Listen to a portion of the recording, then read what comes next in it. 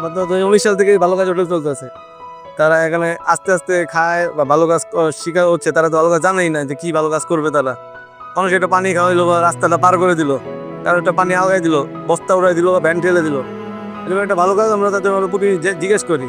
আজকে যদি করতে না পারে সে বলে সত্যি কথা বললো এটা তো একটা ভালো কাজ, আমি মিথ্যা তো বলতেছে না, কালকে একটা করে আসবে, এরকম একটা ভালো কাজ তারা বললে। আমি আজকে করতে পারি নাই, সে একটা কালকে করে দেবো।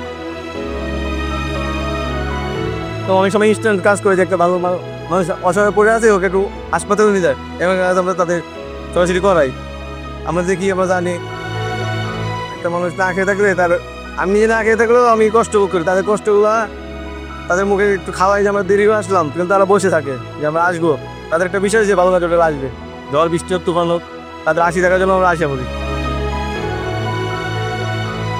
অনুভূতিটা অনেক প্রকাশ করার মতো দেয় না, যে তারা তারা আমাদের ভাই বা বোন খালা, তাদেরকে আমরা ভালোবাসি থেকে তারা আমাদের পছন্দ করে যে আমরা আসবো, আমরা খাওয়াবো, আবার চলে যাবো, এই জন্য তারা খুশি থাকে যে আসবে।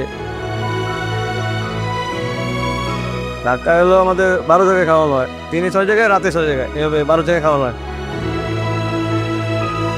দিনে চলে হলো মিরপুর, বনানী, 7 রাস্তা, কারণ বাজার।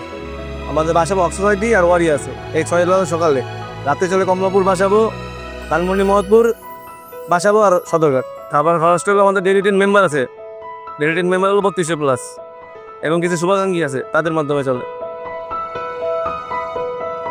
আমাদের খাওয়ানোর উদ্দেশ্য না, মূল উদ্দেশ্য হলো তাদেরকে ভালো করানো, যে তারা ভালো কাজ শিখুক বা জানুক।